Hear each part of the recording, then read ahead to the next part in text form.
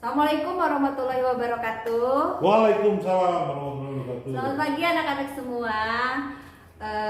Perkenalkan Ibu dengan Ibu Rika Martiana dari Kanwil Kementerian Hukum dan HAM Jawa Barat. Ibu merupakan penyuluh hukum yang hari ini akan menyampaikan materi tentang kekayaan intelektual.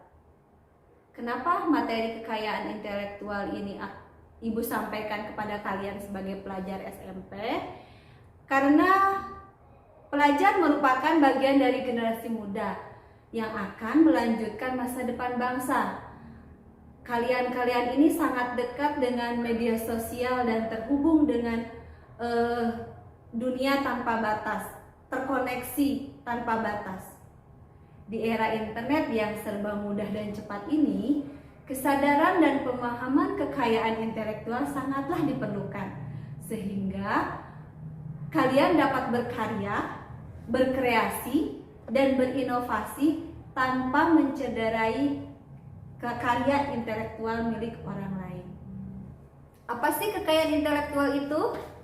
Kekayaan intelektual adalah hak yang timbul dari hasil olah pikir yang menghasilkan suatu produk atau suatu proses yang berguna untuk manusia. Misalnya mobil, handphone, motor. Yang pada intinya kekayaan intelektual adalah hak untuk menikmati secara ekonomis hasil dari suatu kreativitas intelektual. Ibu kasih contoh misalnya sebuah benda handphone. Dalam handphone itu terdapat beberapa hasil dari kekayaan intelektual. Salah satunya ada merek di situ, ada desain industri tentang bagaimana bentuk dari handphone itu, dan juga ada hak cipta. Misalnya ada ringtone-nya di situ, atau mungkin juga ada gambar-gambar yang termuat dalam sebuah handphone atau bawaan dari handphone tersebut. Dan juga ada program, ada aplikasi-aplikasinya, itu juga bagian dari kekayaan intelektual. Kekayaan intelektual itu ada banyak ragamnya loh. Salah satunya adalah ada hak cipta, seperti yang disampaikan tadi ya, mengenai ringtone dalam sebuah bawaan handphone. Ada mereknya, ada merek. Merek itu brand atau nama dari sebuah produk. Ada desain industri, ada juga paten, ada desain tata letak sirkuit terpadu, ada rahasia dagang dan indikasi geografis, serta yang terakhir adalah KI komunal.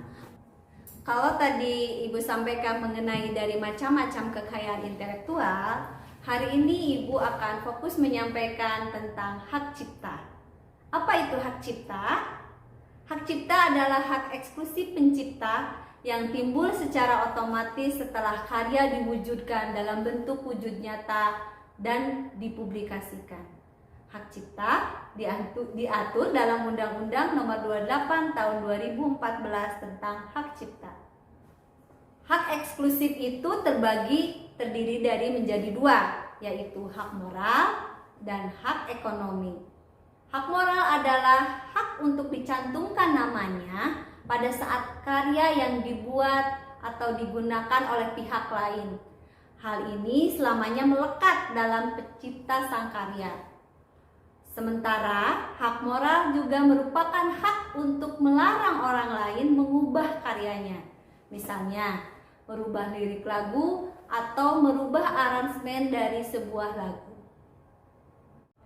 Ibu kasih contoh salah satu hasil cipta dari seorang anak bangsa yang bernama Alexander Marta. Dia menciptakan tokoh animasi untuk sebuah film kartun. Dan hasil ciptaannya ini sudah dicatatkan di Dirjen Kekayaan Intelektual. Ini sertifikat atau surat pencatatan ciptaan dari Alexander Marta. Jadi, jika anak-anak mempunyai suatu karya yang original, misalnya dalam bentuk lagu atau tarian, dan diupload atau dipublikasikan melalui media sosial yang kalian miliki, misalnya Instagram, YouTube, Facebook, dan lain sebagainya. Dengan diuploadnya hasil karya kalian tersebut, sudah timbul hak ciptanya, karena sebuah karya telah diwujudkan dalam bentuk nyata dan sudah dipublikasikan. Hasil karya tersebut, jika ingin memiliki kekuatan hukum, harus dicatatkan juga di DJKI, sehingga orang lain yang ingin menggunakan hasil karya kita haruslah meminta izin. Jadi jangan lupa untuk mempublikasikan hasil karya biar otomatis mendapat hak cipta.